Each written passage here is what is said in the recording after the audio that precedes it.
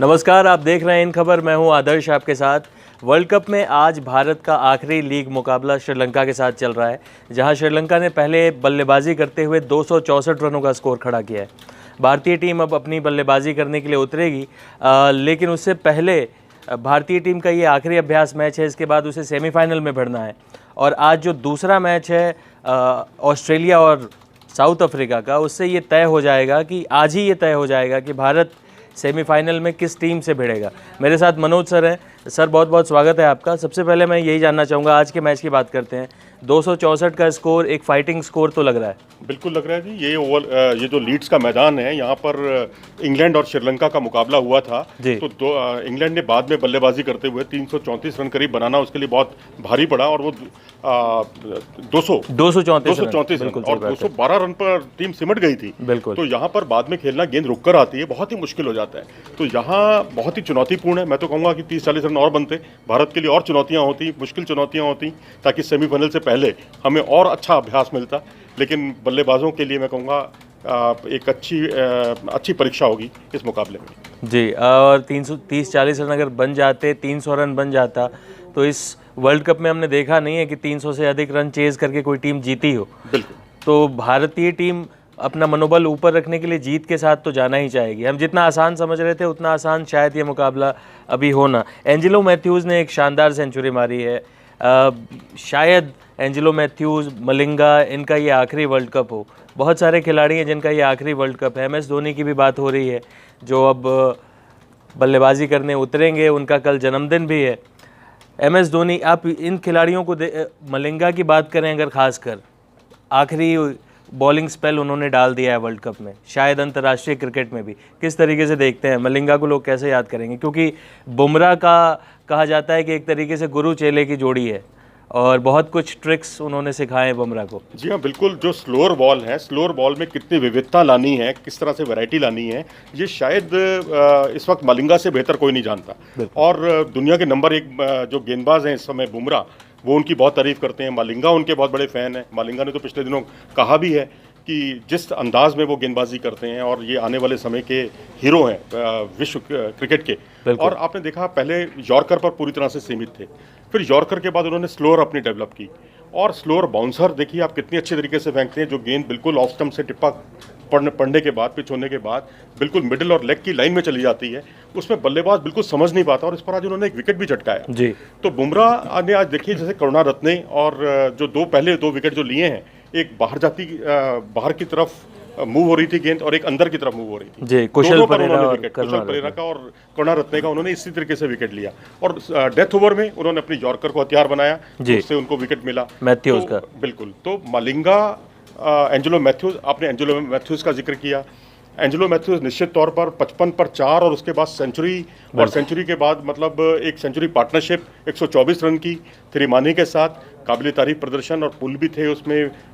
Cover drive बहुत अच्छे थे, मिड विकेट की तरफ उनके शॉट्स काबिल तारीफ थे। तो एंजेलो मैथ्यूज़ जो है वो मुझे याद है, उनकी जो पिछली सेंचुरी थी वो भारत के खिलाफ थी मोहाली में, और वो वही मैच था, आपको याद होगा, जिसमें रोहित शर्मा ने डबल सेंचुरी बनाई थी। बिल्कुल। और वो मैच श्रीलंका हार गया था। तो मैं तो यही दुआ करूंगा कि जो कुछ परिणाम वहाँ हुआ मोहाली में, वही कुछ यहाँ भी देखने को मिले, ताकि भारत एकदम अच्छे मनोबल के साथ पहुंचे सेमीफाइनल में। बिल्कुल। बुमराह की हम बात कर रहे थे, आपको उनके गेंदबाजी फिगर के बारे में बता दें। आज हालांकि ज़्यादातर भारतीय गेंदबाज महंगे साबित हुए।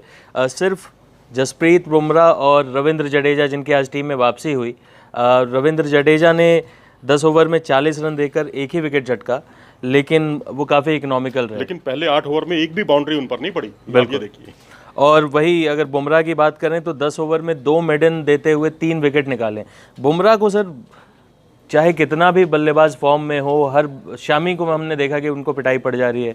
आज भुवनेश्वर कुमार 10 ओवर में 73 रन दे चुके हैं, लेकिन बुमराह को कोई भी बल्लेबाज जो है वो स्लॉग हिट नहीं कर पा रहा है अभी तक। विराट कोहली के वो बहुत ही भरोसे के वो गेंदबाज हैं। जब कभी उनको लगता है, कभी अपनी टीम को मुसीबत में वो देखते हैं, संकट में देखते हैं, उनके पास एक ही जवाब होता है, बुमराह, और बुमराह को बुलाते हैं, और बुमराह भी उन्हें निराश नहीं करते। तो ये कप्तान का भरोसा होना गेंदबाज में, ये भी बहुत मायने रखता है, और जो बुमराह ने जीत लिया है। बिल्कुल। जडेजा की मैं बात करूंगा, क्या ये टीम कॉम्बिनेशन आप फाइनल देखते हैं, सेमीफाइनल के लिए, कि एक अगर हम कुलदीप और जडेजा की तुलना करें, दोनों को विकेट एक एक ही मिले हैं, लेकिन जडेजा ज़्यादा किफ़ायती साबित हुए हैं। चहल को इस मैच में रेस्ट दिया गया, तो सेमीफाइनल को लेके एक उलझ गया है मामला कि आखिरी टीम कॉम्बिनेशन क्या होगा। देखो, मैं तो व्यक्तिगत तौर पर जडेजा के पक्ष में हूँ, इसलिए कि जो आपकी टेल है वो बहुत बड़ी हो गई है। इतनी बड़ी टेल हो गई है कि 5 विकेट गिरने के बाद भी जब धोनी बल्लेबाजी करते हैं तो उन्हें तमाम तरह की आलोचनाएं झेलनी पड़ती हैं, धीमा खेलना पड़ता है, विकेट पर लंगर डाल के खेलना पड़ता है।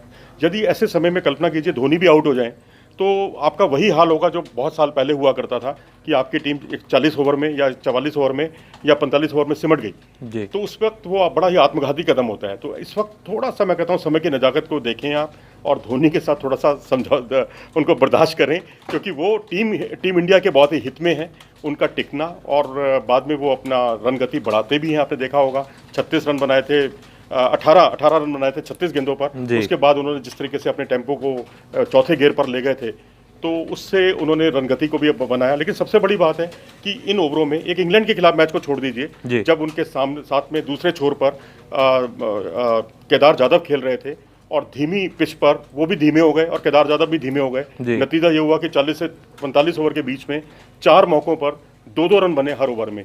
तो ये चीज़ से बचना होगा। वही मैं कहूँगा वो कल्प्रिट मैं उनको मान सकता हूँ। बाकी उन्होंने कहीं भी टीम की ज़रूरत के हिसाब से उन्होंने बल्लेबाजी की। और जडेजा का आपने सवाल पूछा, तो जडेजा का टीम में होंगे, लोअर ऑर्डर में होंगे, भुवनेश्वर होंगे, साथ में अगर एक कोई जेन्युइन कोई एक बल्लेबाज, स्थापित बल्लेबाज अगर मौजूद होगा तो निश्चित तौर पर मैं कहूँगा कि वो अच्छे सपोर्ट कर सकते हैं दोनों एक नियमित बल्लेबाज को।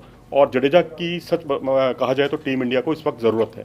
बिल्कुल सही बात है। आज के मैच की बात करें, 264 का स्कोर है। किस श्रीलंकन गेंदबाज को संभल कर खेलने की ज़रूरत है भारतीय बल्लेबाजों को? देखिए, अगर स्पिनर्स की बात करें तो धनंजय हैं, और धनंजय बहुत ही इकोनॉमिकल बॉलर हैं, उन पर रन बनाना कोई बहुत आसान नहीं है। श्रीलंका के सबसे किफ़ायती गेंदबाज हैं जी। एक परेरा में जिन्होंने धोनी को 12 में से 6 बार उन्होंने आउट किया है, तो उनको धोनी को बहुत संभल कर खेलने की ज़रूरत है। और वैसे भी धोनी आजकल कुछ किस्मत साथ नहीं दे रही है कि स्पिनर्स के सामने बहुत फंस रहे हैं, जबकि यही धोनी स्पिनर्स को खूब खुलकर खेला करते थे, लंबे छक्के उठा कर मारा करते थे।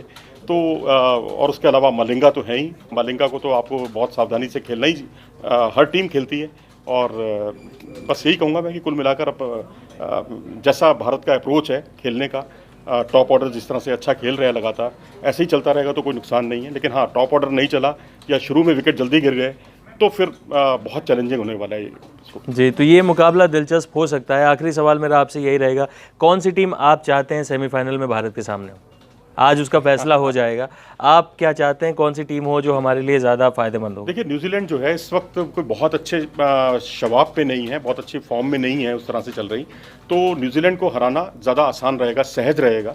इंग्लैंड बहुत ज़्यादा मनोवैज्ञानिक दबाव नहीं झेल पाती, आपको उसी चीज़ को उसका फ़ायदा उठाना है। और वैसे 3 मैच तो वो भी हारी है, हमारे सब कॉन्टिनेंट्स की टीमों से हारी है, पाकिस्तान से हारी है, वो श्रीलंका से भी हार चुकी है मैच। तो मैं तो यही चाहूँगा कि वैसे तो न्यूजीलैंड हो तो ज़्यादा आसान है, लेकिन उसके लिए हमें इंतज़ार करना पड़ेगा अगले मुकाबले का, जिसमें हम ये दुआ करेंगे कि साउथ अफ्रीका उसको हराए। लेकिन वही ऑस्ट्रेलिया को हरा दे। जी हाँ, ऑस्ट्रेलिया को हराए। लेकिन आपने देखा हमारे पड़ोसी मुल्क की क्या हालत हुई, पाकिस्तान की, जो पहले दुआ करता रहा हिंदुस्तान के लिए, उल्टा हो गया, फिर वो दुआ करने लग गया न्यूजीलैंड के लिए, फिर उल्टा हो गया। बिल्कुल, तो इसलिए बेहतर यही है कि अपने बाहुबल से अपने ऊपर भरोसा रखा जाए और मैच जीता जाए। और मैं तो चाहे इंग्लैंड हो या कोई हो, अब तो बस डू और डाई वाली स्थिति है। बिल्कुल, एक इंग्लैंड है जिसे हम शायद सेमीफाइनल या फाइनल में हराएंगे।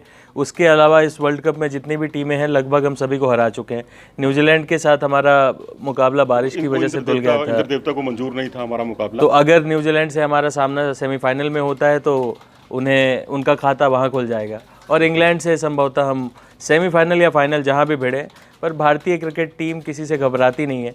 तो उम्मीद है कि आज का मैच हम अच्छे से जीतेंगे और इसके बाद सेमीफाइनल में भारत किससे भिड़ेगा ये तस्वीर भी आज आधी रात तक साफ हो जाएगी। उस अपडेट के साथ भी हम जल्द आपके सामने लौटेंगे। तब तक आप देखते रहिए इन खबर। धन्यवाद। इन खबर चैनल को सब्सक्राइब करें और बेल आइकन दबाना ना भूलें।